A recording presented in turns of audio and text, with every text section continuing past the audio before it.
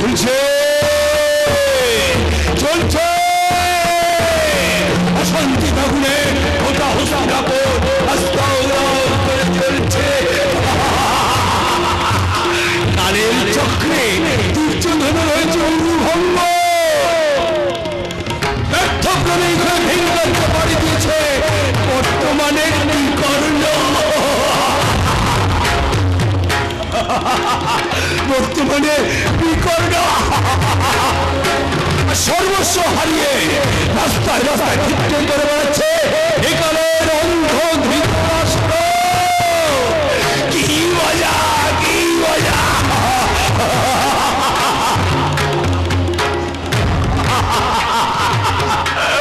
অন্ধ অন্ধ ধৃতরাষ্ট্র সে রাস্তায় রাস্তায় ভিতরে পড়ছে। এই সভ্য সমাজে অকাল পতন দেখে অট্ট হাসি হাসছে এই ঈশ্বর বলে বসে থাকা এক পাগলা ঈশ্বর।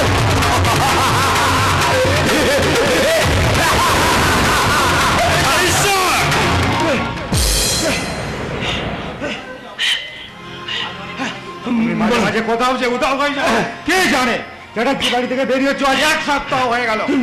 এসো এই সপ্তাহের ইঞ্জেকশনটা দিয়ে দে।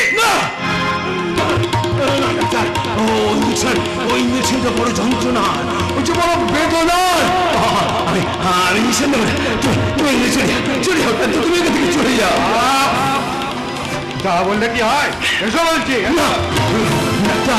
ডাক্তার জানো না ওই ইঞ্জেকশনটা নেবার পর আমার সারা শরীরে যন্ত্রণা হতে থাকে, ভীষণ ভীষণ যন্ত্রণা।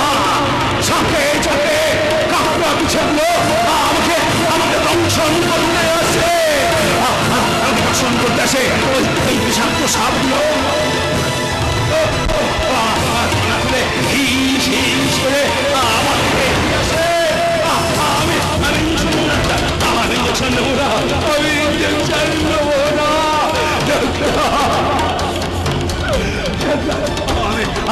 ইঞ্জেকশন নেবো না, ওই ইঞ্জেকশন নেওয়ার পর আমার সারা শরীরের মধ্যে যন্ত্রণাতে অসংখ্য অসংখ্য মম আছে। আমার দংশন করতে আছে। আমি নেবো না, আমি ইঞ্জেকশন নেবো না, আমি নেবো না। অসংখ্য মম আছে বলে আমার শরীরে দংশন করতে আছে। আমি চিৎকার করে বলতে থাকি,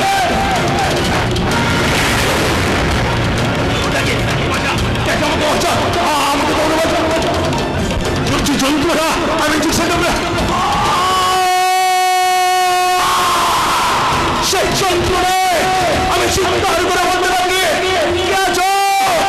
আমাকে বাঁচাও, আমাকে বাঁচাও, বাঁচাও আমাকে।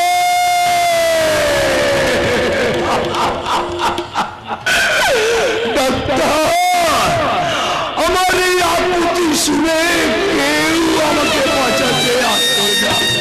তাই আমি তো আগে অনুরোধ করছি ডাক্তার, ওই ইঞ্জেকশন আমি দেবো না। চলে আসে, আমি ইঞ্জেকশন নেব না।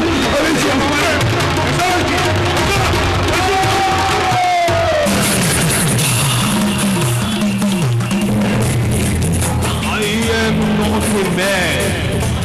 Don't try to force me. Remember, I am not a man.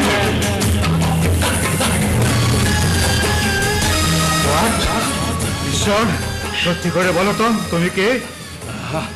আমি জীবন ব্যবসায়ে বসন্ত চ্যাটার্জি, আমি ছিলাম বিজনেস পার্টনার। কিন্তু তুমি এই অবস্থায় কেন? ডাক্তার, অর্থের লোক ওই বসন্ত চ্যাটার্জি আমার ব্যবসার সমস্ত সম্পত্তি হাতিয়ে নিয়ে আমাকে খুন করতে চেয়েছিল। কিন্তু মায়ের অশেষ করুণায় আমি মৃত্যুর মুখ থেকে ফেলে এসেছি ডাক্তার। কিন্তু আমার মাথার মধ্যে যে প্রতিশোধের আগুন জ্বলতে থাকে, আগুন, সেই আগুনের জ্বালায় প্রতিশোধ নেবার কি হয়।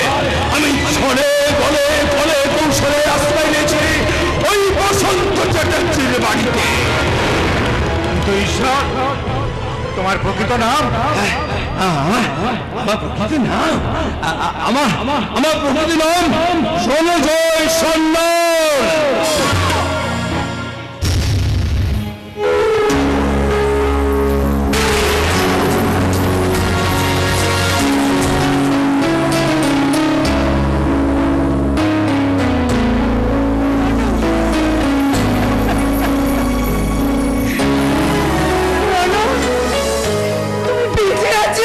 আছি সোনিয়া, আজ আমি বেঁচে আছি, কিন্তু তোমাদের হাতের কাছে পেয়েও আমি তোমাদেরকে ধরা দিতে পারিনি, কারণ আমার লক্ষ্য ছিল একমাত্র অ্যাটেনশন। জয় বাবু, ইঞ্জেকশন। এই ইঞ্জেকশনের সুচ মানুষের শরীরে প্রবেশ করলে যেমন ব্যথা লাগে, ঠিক তেমনি অনেক ব্যথা সারিয়েও তোলে। ডাক্তার,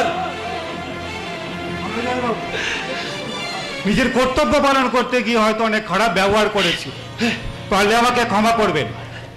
আর হ্যাঁ, আপনারা দুজনেই খুব ভালো থাকবেন।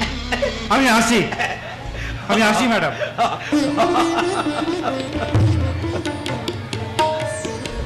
রনু, এই 20টা বছর তুমি কিভাবে? জানো সোনিয়া, গঙ্গার ঘাটে আমাকে মেরে ফেলে দেওয়ার পর ওই সুরের বাচ্চাগুলো ভেবেছিল আমি মরে গেছি, কিন্তু না সোনিয়া, না, আমি মরিনি, আমি মরিনি সোনিয়া। তাই তো আবার আমি তোমাদের কাছে ফিরে এসেছি সোনিয়া, আবার আমি তোমাদের কাছে ফিরে এসেছি। কিন্তু সোনিয়া,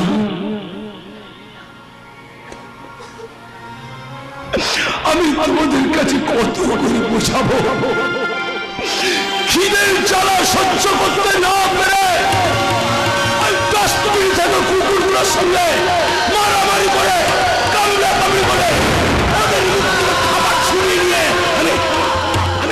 আমি আমার খিদে নিবারণ করছি, খিদে নিবারণ করেছে।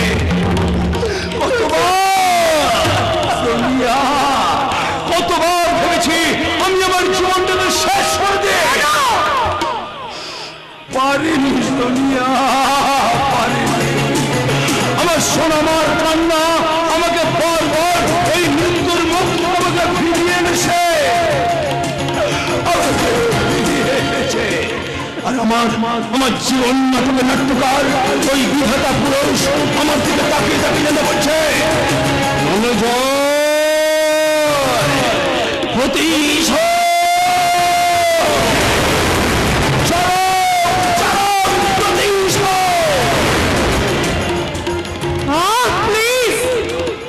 তুমি চুপ করো রনু, তুমি চুপ করো।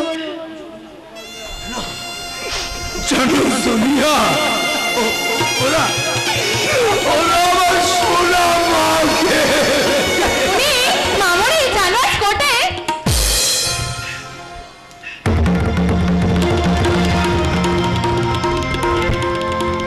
মামনি, তুমি এই লোকটার সাথে? লোক নয় রে মা, লোক নয়। ওরে, এই তো আমার জীবনের একমাত্র অস্ত্র। মামনি, আমার স্বামী। জানো রানু, নিজেদের মেয়েকে হারিয়ে ফেলার পর ভগবান এই ময়ূরাক্ষীকে পাঠিয়েছে আমার মেয়ের অভাব পূরণ করতে। বাবা, কি সুন্দর মুখখানা, ঠিক যেন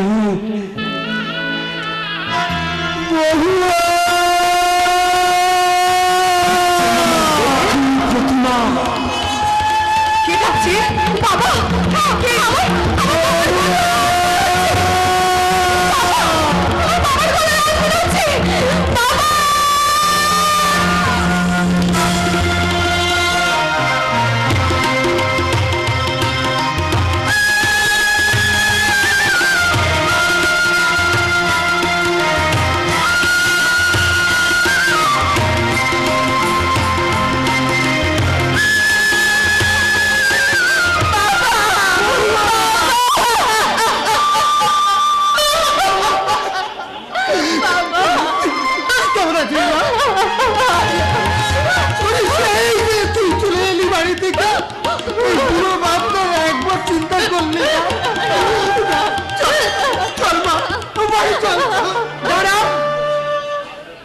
আপনার কোথায় ভুল হচ্ছে।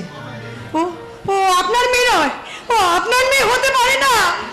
কি বলছেন ম্যাডাম? আমি আমার মেয়েকে চিনতে পারবো না। না না, চিনবেন না, কারণ কারণ ও আমার মেয়ে। সোনিয়া, সোনিয়া, তোমার কোথাও ভুল হচ্ছে। না, না। ও তো সত্যি সত্যি সত্যি। তুই বল না, আমার মেয়ে সত্যি সত্যি। আমাদের মেয়ে নয় শিবুদা, ও রণজয় দাস আর এই ম্যাডামের মেয়ে। কি বলছো তুমি কালু? রণজয় বাবুকে গঙ্গার জলে ফেলে দেওয়ার পর ওই গভীর জঙ্গল থেকে এই ছোট্ট শিশুটাকে কোলে তুলে নেয় শিবুদা। ভগবানের অশেষ কৃপায় এই মেয়েটি পুনর্জীবন লাভ করে, আর সেই সন্তান হলো যার নাম মহুয়া। আজ সবার চোখে ময়ূরাক্ষী। ওরে ওরে, তুই আমার মেয়ে। মা,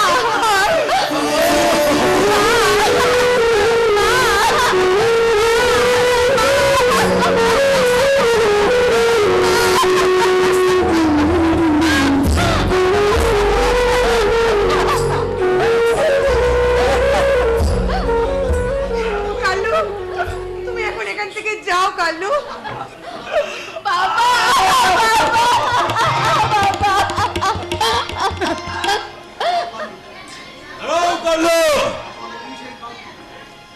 তাহলে তুমি সেই কালপ্লেট, আমাকে খুন করতে পারছিল ওই বসন্ত চ্যাটার্জি। হ্যাঁ রণজয় বাবু, না, সেদিন আমাদের পাঠিয়েছিল আপনার আর এক বন্ধু রাঘব রায়। বাবু,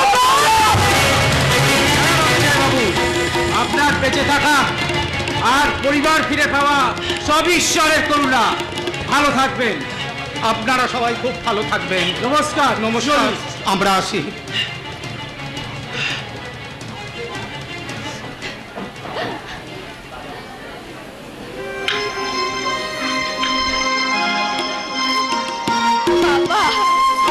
আসি রে মা।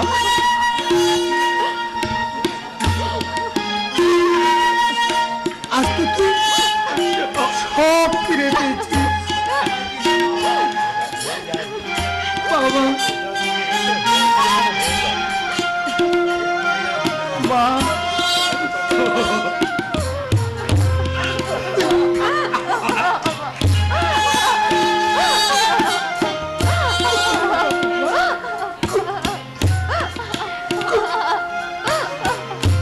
ভালো থাকিস বাবা। ডাকিস না।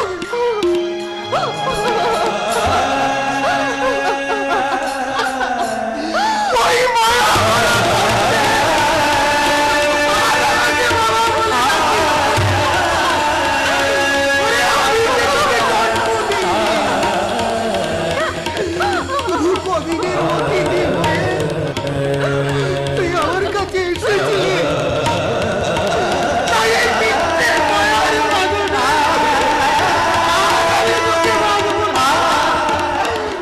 আমি তোকে বাঁধবো না।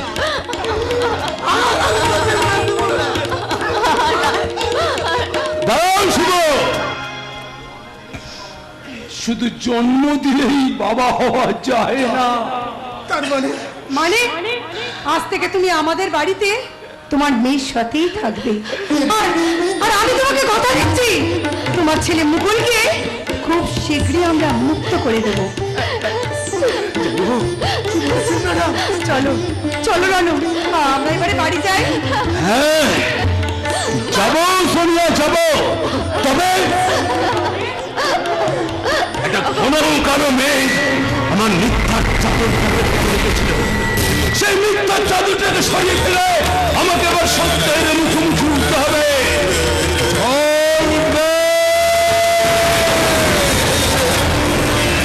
কাল বৈশাখী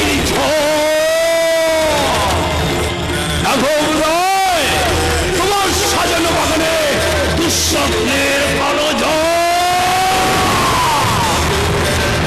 ঝড়ের তাপটে ওই শয়তানের মতো মুখোশ ধরে ওই জানোয়ারের মতো ছদ্মবেশী মানুষগুলোকে টেনে ছুঁড়ে ফেলে দেবো ওই নরকের অন্ধকারে।